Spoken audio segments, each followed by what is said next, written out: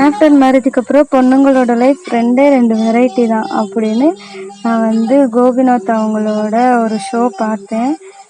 அதில் வந்து என்ன சொல்லியிருந்தாங்கன்னா, ஒன்று இஷ்டப்பட்டு வாழுறது, 2வது வந்து கஷ்டப்பட்டு இஷ்டப்பட்டு வாழுறது. என்ன அப்படின்னு பார்த்தப்போ தான் தெரிஞ்சது, ஒரு சிலர் வந்து அவங்களுடைய வாழ்க்கையை நல்லா இஷ்டப்பட்டு சந்தோஷமாக வாழ்வாங்க. இன்னொரு சிலர் கல்யாணம் பண்ணிட்டோமே இல்லை ஃபேமிலிக்காக நம்ம வாழ்ந்து தான் ஆகணும் அப்படிங்கிற கட்டாயத்தில் வாழ்கிறாங்க அப்படின்னு சொல்லி பார்த்தேன். இதில் நீங்கள் எந்த கேட்டகரி? இஷ்டப்பட்டு வாழ்கிறீங்களா இல்லை கஷ்டப்பட்டு இஷ்டப்பட்டு வாழ்கிறீங்களா அப்படின்னு கமெண்டில் சொல்லிட்டு போங்க, நானும் தெரிஞ்சுக்கிறேன். அப்புறமா என் மாமியாரோட லைஃப் ஸ்டோரி போட்டிருந்த வீடியோவுக்கு நிறைய ரெஸ்பான்ஸ் இருந்தது. நல்லா ரெஸ்பான்ஸ் பண்ணிடுங்க. அதே மாதிரி எல்லா வீடியோஸ்க்கும் ரெஸ்பான்ஸ் பண்ணுங்கள். Thank you friends. அந்த அவ்வளோ ரெஸ்பான்ஸ் நான் எக்ஸ்பெக்ட் பண்ணலை.